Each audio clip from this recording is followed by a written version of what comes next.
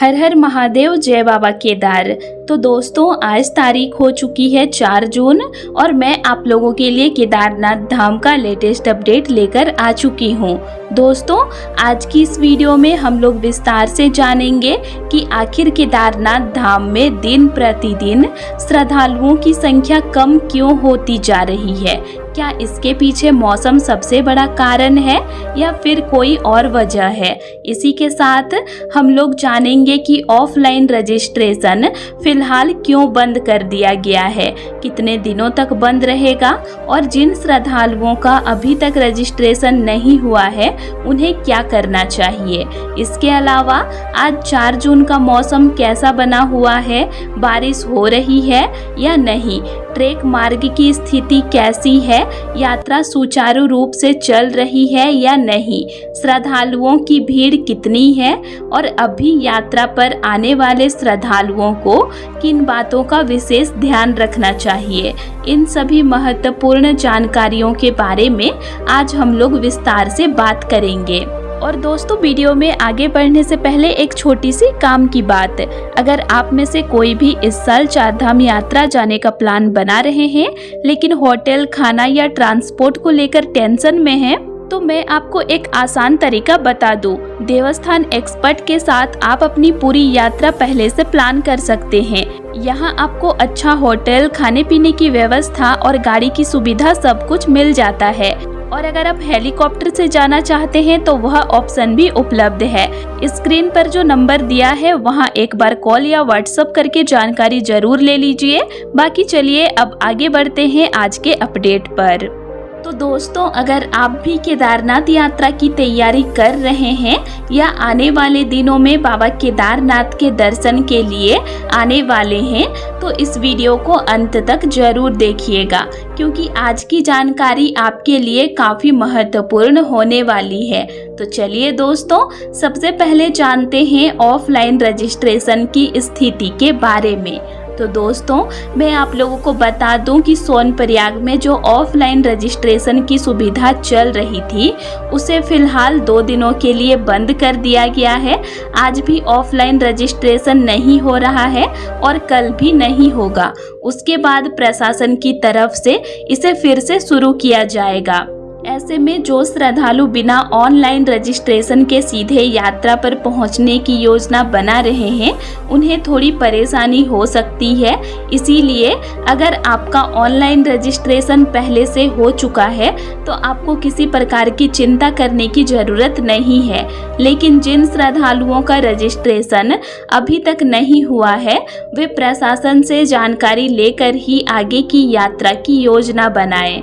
अगर आप सोनप्रयाग पहुंच चुके हैं तो वहां पर मौजूद और प्रशासनिक अधिकारियों से संपर्क करके सही जानकारी प्राप्त करें और उसी अनुसार आगे बढ़ें। अब बात करते हैं श्रद्धालुओं की संख्या में आ रही कमी के बारे में। तो दोस्तों, अगर आप आज का सोनप्रयाग बाजार का नज़ारा देखेंगे तो साफ दिखाई देगा कि पिछले कुछ दिनों की तुलना में श्रद्धालुओं की संख्या काफ़ी कम हो चुकी है। सुबह के समय जो लंबी लंबी लाइनें देखने को मिलती थी वो अब काफ़ी हद तक कम हो गई है। मई महीने में स्थिति बिल्कुल अलग थी। उस समय इतनी ज़्यादा भीड़ थी कि सोनप्रयाग बाजार से लेकर टैक्सी स्टैंड तक श्रद्धालुओं की लंबी लाइनें लगी रहती थी। दर्शन के लिए लोगों को 10 से 12 घंटे तक इंतजार करना पड़ता था। लेकिन अब परिस्थितियां बदल चुकी है। दोस्तों, इसके पीछे सबसे बड़ा कारण लगातार बदलता मौसम माना जा रहा है। पिछले कई दिनों से केदारनाथ धाम में बारिश और ऊंचाई वाले क्षेत्रों में बर्फबारी देखने को मिल रही है। लगातार बारिश के कारण ट्रेक मार्ग भी कई जगह फिसलन भरे हो गए हैं। इसके अलावा पिछले दिनों कुछ स्थानों पर पत्थर गिरने और लैंडस्लाइड जैसी घटनाओं की खबरें भी सामने आई थी, जिसके बाद कई श्रद्धालुओं ने अपनी यात्रा को कुछ समय के लिए टाल दिया। यही कारण है कि अभी श्रद्धालुओं की संख्या में कमी देखने को मिल रही है। अब बात करते हैं आज 4 जून के मौसम की। तो दोस्तों, आज सुबह से ही केदारनाथ धाम का मौसम पूरी तरह बादलों वाला बना हुआ है।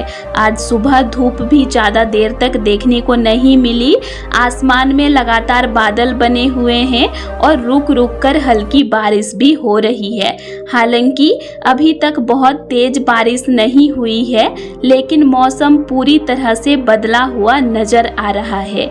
कभी बादल घिर जाते हैं तो कभी हल्की बूंदाबांदी शुरू हो जाती है। केदारनाथ में मौसम का कोई भरोसा नहीं होता। यहाँ कुछ ही मिनटों में मौसम पूरी तरह बदल जाता है। इसीलिए जो श्रद्धालु यात्रा पर आ रहे हैं, उन्हें हर परिस्थिति के लिए तैयार रहना चाहिए। अगर हम लोग ट्रेक मार्ग की स्थिति की बात करें तो दोस्तों, ट्रेक मार्ग अभी खुला हुआ है और यात्रा सामान्य रूप से चल रही है। श्रद्धालु लगातार गौरीकुंड से केदारनाथ धाम तक ट्रेक कर रहे हैं। हालांकि लगातार बारिश की वजह से कुछ स्थानों पर रास्ता फिसलन भरा जरूर हो गया है। इसीलिए ट्रेक करते समय अतिरिक्त सावधानी बरतने की आवश्यकता है। जहां रास्ता गीला हो वहां जल्दबाजी बिल्कुल न करें। धीरे धीरे और संभल कर चलें। खासकर उतराई वाले हिस्सों में ज़्यादा सावधानी रखें।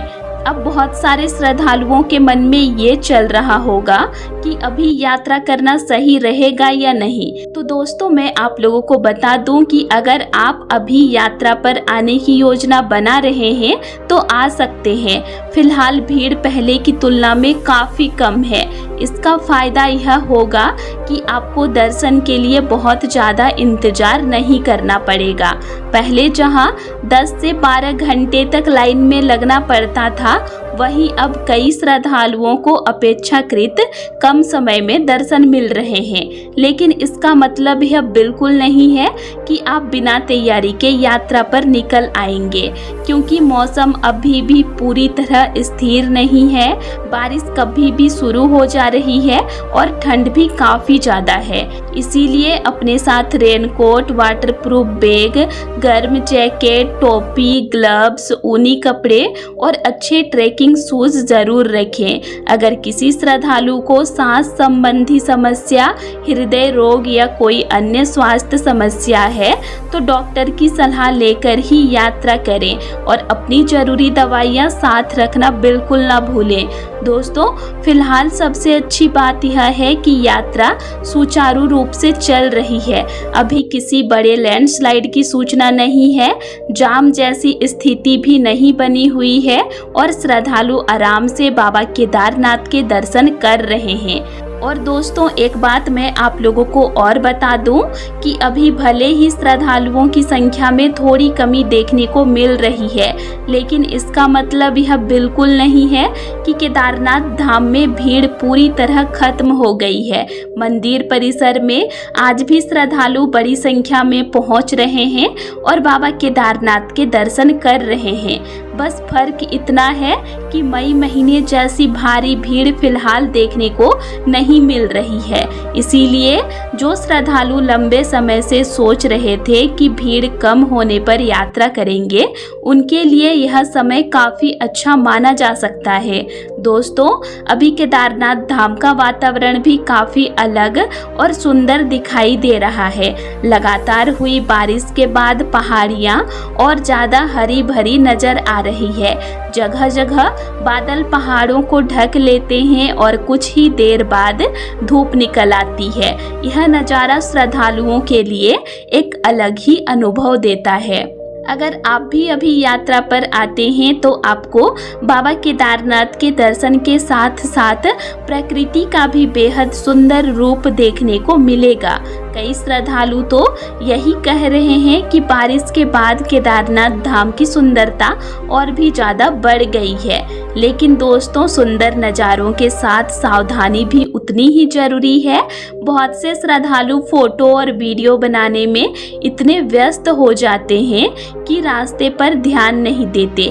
खासकर जहां रास्ता गीला या फिसलन भरा हो, वहां मोबाइल देखकर चलने की गलती बिल्कुल न करें। इसी के साथ जो श्रद्धालु घोड़े, खच्चर, पालकी या पिट्ठू सेवा का उपयोग करने वाले हैं, वे उनका सर्विस ले सकते हैं। आप लोगों को गौरीकुंड से उनका सर्विस मिल जाएगा, तो आप लोग ले सकते हैं। दोस्तों मौसम विभाग की तरफ से यही सलाह दी जा रही है कि पहाड़ी क्षेत्रों में यात्रा करने वाले लोग मौसम की जानकारी लेते रहें और बिना तैयारी के यात्रा न करें। केदारनाथ धाम में मौसम कभी भी बदल सकता है, इसीलिए सतर्क रहना बहुत जरूरी है। फिलहाल यात्रा जारी है, श्रद्धालु दर्शन कर रहे हैं, ट्रेक मार्ग खुला हुआ है और प्रशासन भी पूरी तरह से अलर्ट मोड में काम कर रहा है। इसीलिए जो भी श्रद्धालु आने की योजना बना रहे हैं वे पूरी तैयारी और सावधानी के साथ यात्रा पर आ सकते हैं। बाकी दोस्तों हर दिन केदारनाथ धाम का लेटेस्ट अपडेट पाने के लिए मेरे चैनल से जुड़े रहिए, चैनल को सब्सक्राइब करके, ताकि आप लोगों को हर दिन केदारनाथ धाम का लेटेस्ट अपडेट मिलते रहे। तो दोस्तों आज के लिए इतना ही, और आप लोगों को मेरा आज का इन्फॉर्मेशन कैसे लगा ये मुझे कमेंट करके ज़रूर बताइएगा। और वीडियो अच्छा लगा तो वीडियो को लाइक कीजिएगा और साथ ही चैनल को सब्सक्राइब भी ज़रूर कर लीजिएगा।